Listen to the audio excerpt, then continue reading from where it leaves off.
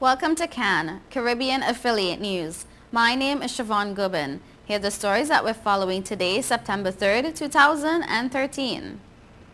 In international news, Syria is in the spotlight, developments around the world. New York police says a father of child shot in stroller was the likely target. Nelson Mandela is at home, critical but stable and responding to treatment. Verdicts in Delhi gang rape trial due in September 10th, says the judge. Details on these headlines and more when we return. Hey, excuse me, if you see me smiling, that's 'cause I'm chilling on Total Caribbean Network.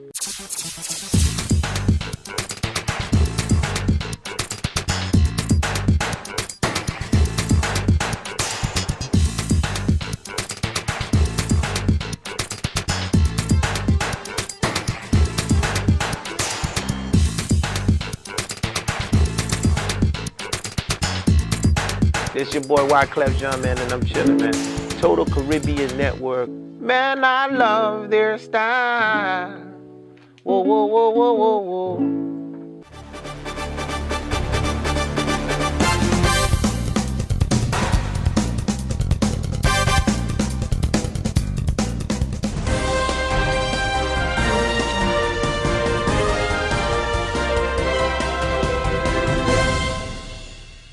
Welcome back to CAN, Caribbean Affiliate News. My name is Siobhan Gubin. The segment of the news is sponsored by Total Caribbean Network.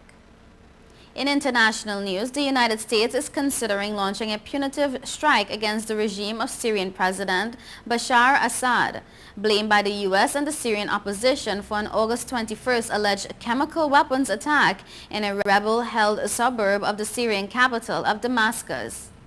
The U.S. said the attack killed 1,429 people, including at least 426 children. Those numbers are significantly higher than the death toll of 355 provided by the aid group Doctors Without Borders.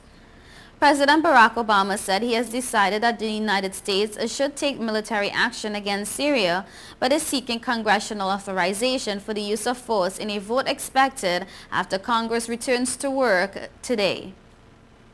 The UN Refugee Agency said more than 2 million refugees have fled Syria's violence in an exodus that shows no sign of letting up and could destabilize neighboring countries. Antonio Guterres, head of the Office for the UN High Commissioner for Refugees, said in Geneva that an average of almost 5,000 citizens a day are flowing out of Syria, many of them with little more than the clothes they are wearing. The news magazine Der Spiegel reported that Germany's Federal Intelligence Service believes Assad's regime was behind the attacks. German Chancellor Angela Merkel said a united international response to the alleged use of chemical weapons in Syria is unlikely, but the smallest chance must be used to achieve one. Germany has said it won't participate in any military intervention. It is pushing for action by the long-deadlocked UN Security Council. Foreign Minister Luis Alberto Figueiredo said any military intervention against Syria would be seen as a violation of international law unless UN Security Council gives approval or if the intervention is for self-defense coupled with a UN resolution. He said late Monday that those scenarios are not what we have today. In New York, police investigating the death of a 1-year-old boy who was shot in his stroller during a walk on a city street believe his father was the intended target, Commissioner Raymond Kelly said yesterday. Authorities have some leads in the killing of Antique Hennis in Brooklyn on Sunday night and believe his death may be gang-related, Kelly said. Antique's father, Anthony Hennis, had just gone to pick up the boy at the home of the baby's mother, Cherise Miller, and take him to visit Hennis's grandmother. Kelly said Hennis, 21, put the boy in the stroller and was pushing him across the street in the Brownsville neighborhood when shots rang out around 7:20 p.m. A flyer bearing an image of Antique Hennis, the 1-year-old boy who was shot in his stroller during a walk with his parents a day earlier, is posted on a wall outside an apartment complex Monday in the Brownsville neighborhood in the Brooklyn borough of New York. And I quote, "I saw a man with a stroller screaming, 'My baby got shot, my baby got shot,' witness Gina Gamboa, 23, told the New York Post. He was going crazy.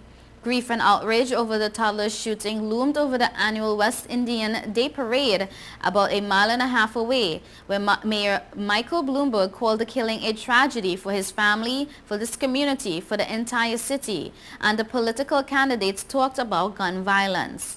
4 shots were fired and one hit the boy in the left side of his head.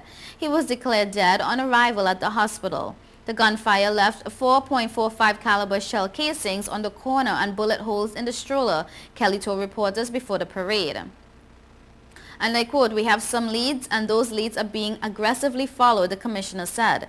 The boy's family couldn't immediately be reached for comment. "Today we are all grieving," Bloomberg said before the parade. "We just have to stop this carnage and we have to keep doing what we've been doing."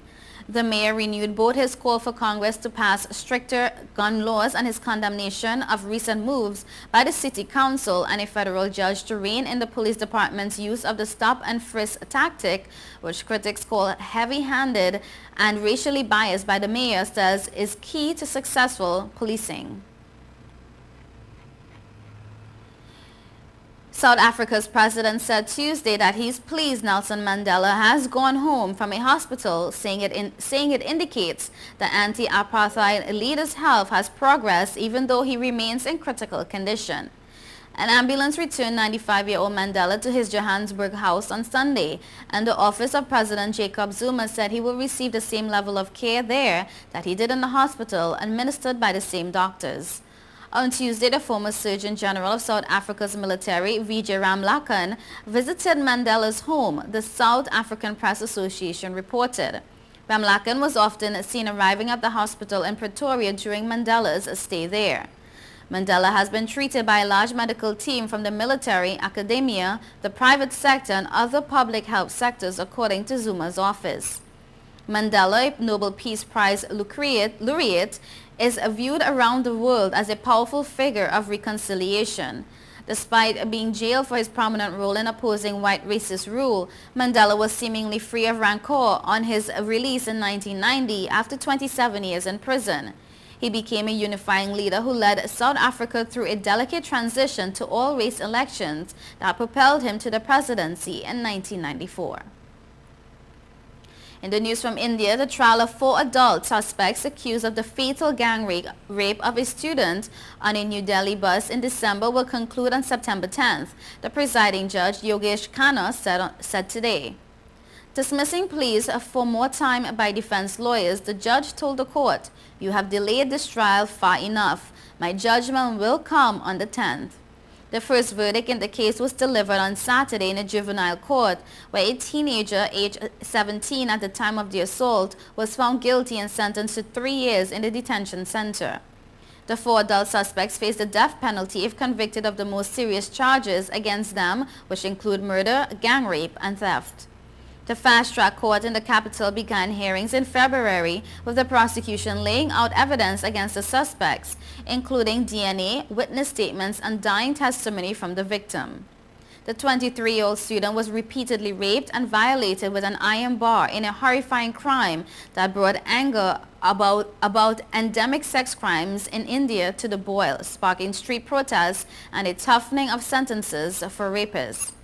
And I quote, "I'm grateful to your lordship for conducting this trial," D.N. Krishnan, special public prosecutor, told the court today. "I'm not so grateful to the defense team, which took almost 130 days on this. In my view, a just and speedy trial should not take so long," he added. The 4 accused sat in the back row of the small courtroom, listening intently to the proceedings. After a judge announced the date of judgment, members of the prosecution team shook hands and congratulated each other. You're watching Caribbean Affiliate News. Stay tuned.